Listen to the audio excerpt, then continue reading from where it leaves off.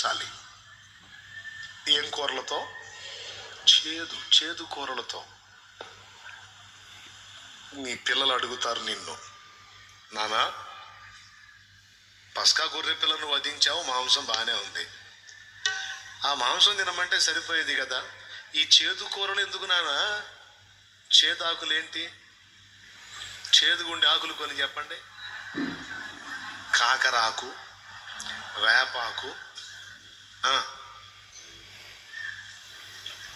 ఇంకా చాలా ఉన్నాయి, మనకు తెలిసింది. ఇంకా ఉన్నాయి. చేదు కూరలు, చేదుగా ఉండే ఆకులు, చేదాకులు ఉన్నాయి. సరేలే, రెండు చెప్పారు, ధన్యుణ్ణి.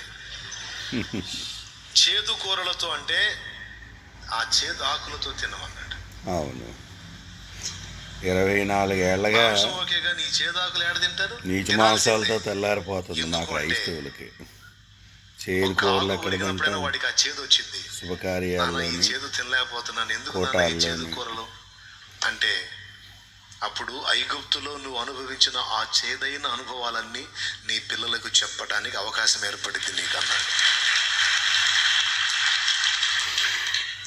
దేవునికి మహిమ.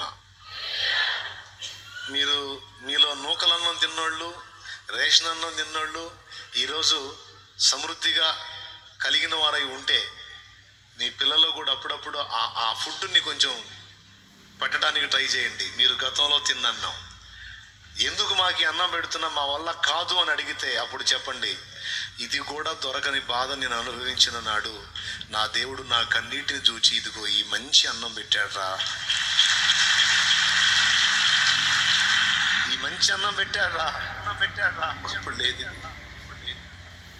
ఆనాడు ఇలాంటి చేదైన అనుభవాలు నేను పొంది ఆ చేదైన అనుభవాల్లో ఆయన వైపు చూస్తే, ఆ మార అనుభవాలు ఆయన వైపు చూస్తే ఆయన వాటిని ఇప్పుడు మధురంగా మార్చేశాడ్రా.